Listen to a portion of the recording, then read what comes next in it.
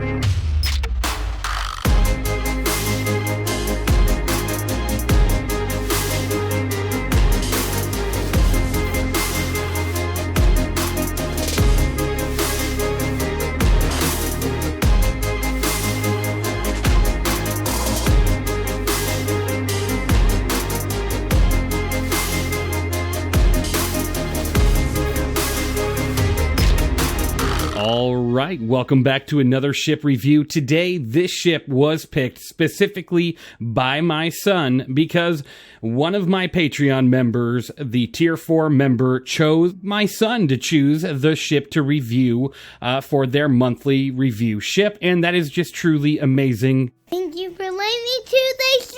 He couldn't be more grateful. So thank you for that. He was looking through the whole list of ships that are currently available on the Pledge store, and he was like, wow, I love this one. Let's do this. I think this would be awesome. So again, thank you to that Patreon member, and thank you to everybody out there supporting me. Let's go ahead and take a fresh look at the Anvil Arrow. This ship here does not have its components pass at this time.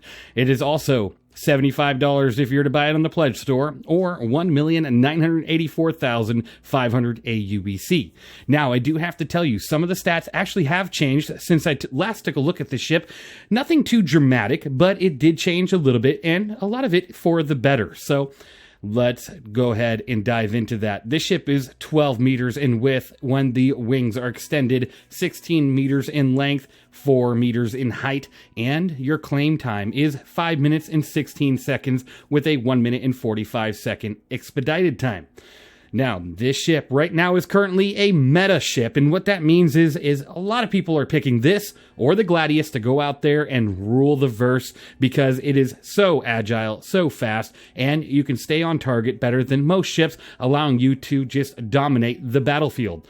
Now, this pilot does have a total of 854 damage per second due to the two size 1 Yellow Jacket GT210s, as well as the two size 3 CF337 Panthers. The pilot also has 3 size 2 Dominator 2 missiles and 3 size 2 Ignite 2 missiles, allowing you to have an overwhelming amount of firepower from your guns to your missiles, which is just fantastic. Now, on top of that, this thing does have a little bit of a defensive nature to it due to it having one size 1 shield, giving you 1,730 bubble shield, which that actually went up a little bit since my last review, because before it was only 1,500, and I know it's only a couple hundred points difference, but those points always matter, right? So past that, if you lose your shield, you're going to be asking, what's your HP look like? Well, you're sitting at 8,680 total HP, but again, that's spread throughout a lot of parts of this ship, from the wings to the nose of the ship, so it can be quite fragile, and you got to be careful about that. Don't get hit too much if you can, which honestly, given the speed and maneuverability, it shouldn't be too much of a hard task to stay away from that oncoming fire.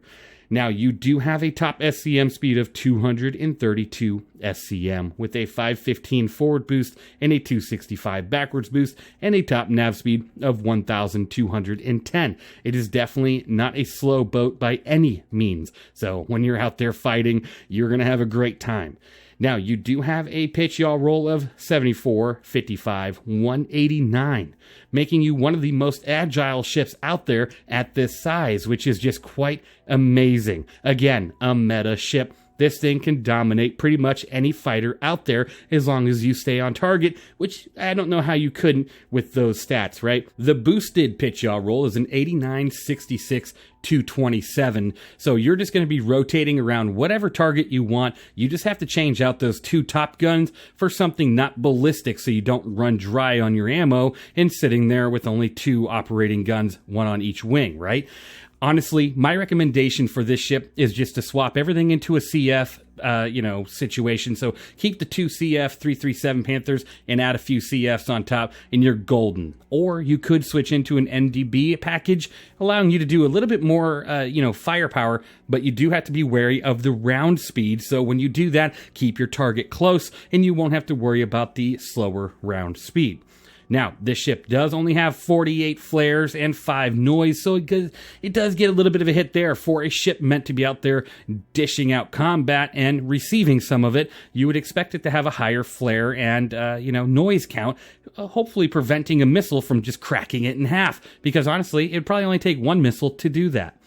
Now, you do have 7.5 SCU of hydrogen fuel and 1.1 SCU of quantum fuel, which is pretty much average across the board with any fighter out there, especially in the quantum fuel range. So definitely no loss of points there for me personally. Now, visibility-wise, it's not considered a stealth ship, so sitting around 10, kilometers at your visibility rate honestly isn't too bad. But then again, you're looking at this thing going, it's a pretty small ship. Why is it so visible? Honestly, I don't know. Probably just for balance sake, but it's still a great ship even when you're spotted from a little bit of a distance. And sure, you can definitely add some stealth components to drop that visibility down quite a bit. Now, let's go ahead and get into some combat and see how well I do. I'm going to try it against AI, and if I can find a player or 2, I'll see if I can engage them as well.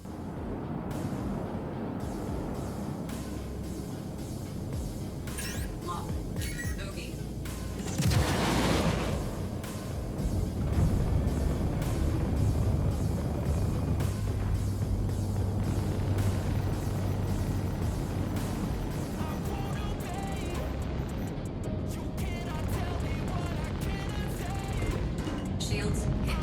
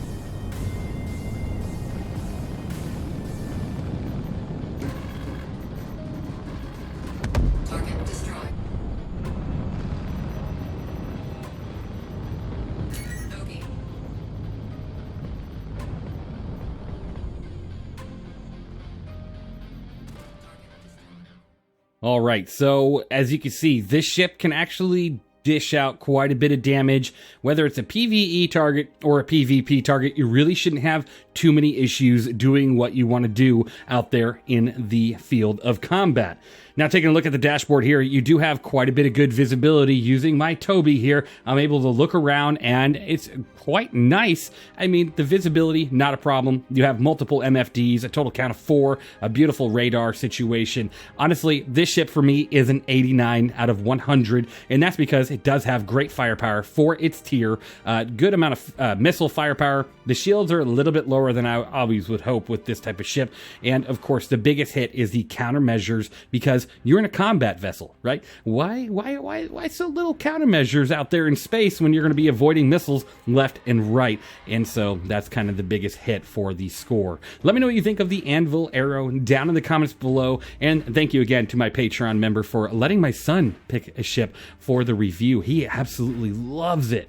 And I can't wait. You said to let him pick all future ships if you could.